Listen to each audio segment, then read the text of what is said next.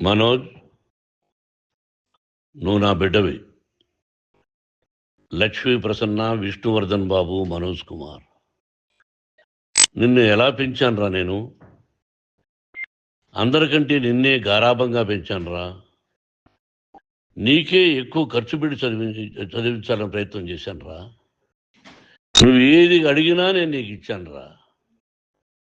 కానీ ఈ రోజున నువ్వు చేస్తున్న పని బిడ్డల గుండెల మీద తంతారంటారే, అలా తన్నేవరా. మనసు ఆవేదనతో కింగిపోతుందిరా. నేను మీ అమ్మ ఏడ్చుకుంటున్నావురా. జర్నలిజం ఉన్నది లేనిది, లేనిది ఉన్నట్టు రాస్తున్నారా. నువ్వు నన్ను కొట్టడం ఏంట్రా? నా బిడ్డ నన్ను తాకలా. ఇద్దరం ఘర్షణ పడ్డాం కొన్ని కారణాల వల్ల.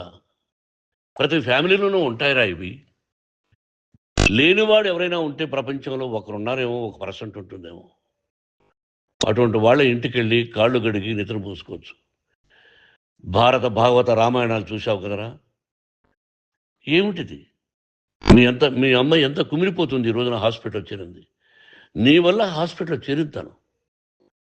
చూడు మనోజ్, నీకన్నీ ఇచ్చిన ఈ రోజున నువ్వు నా గుండెల మీద తనడమే కాకుండా అపకీర్తి తీసుకొచ్చావు. ఏదేదో రాశావు, ఏదేదో చెప్తున్నావు. కొంతమంది జర్నలిస్టులు ఉన్నది లేనిది, లేనిది ఉన్నట్టు రాసేవాళ్ళ తత్వం వాళ్ళకి ఎందుకంటే టీఆర్పీ పెరగాలి. ఇది వాళ్ళ నైజం. మనం మార్చలేము. వాళ్ళందరి మీద మన కోర్టుకు వెళ్ళలేము. వాక్ స్వాతంత్రం అంటారు, ప్రజాస్వామ్యం అంటారు. ప్రజాస్వామ్యంలో కూడా కొన్ని హద్దులు ఉన్నాయి. ఇది నీకు తెలుసు అనుకున్నా. ఎంత మంచి నటుడివి నువ్వు. నీ భార్య మాటలు విని తాగుడుకు అలవాటు పడిపోయావు. వింటున్నావా మనోజ్? ఎవరిని నమ్మాలో ఎవరిని నమ్మకూడదో పరిస్థితి తీసుకొచ్చావు. విద్యాలయాలు ఎంత గొప్పవిరా. మనం 25% కులమతాలకు అతీతంగా ఫ్రీ ఎడ్యుకేషన్ ఇస్తున్నాంరా. క్యాస్ట్ అనేది తీసేశాను రా 92లో ప్రాస్పెక్ట్స్లో. నువ్వు చదువుకున్నావురా. అక్కడ చదువుకున్న బిడ్డలు ఐఏఎస్, ఐపీఎస్ అయ్యారా. ఎంతోమంది గొప్పవాళ్ళు అయ్యారా. నువ్వు నటుడుగా ఎంతో గొప్పవాడివి.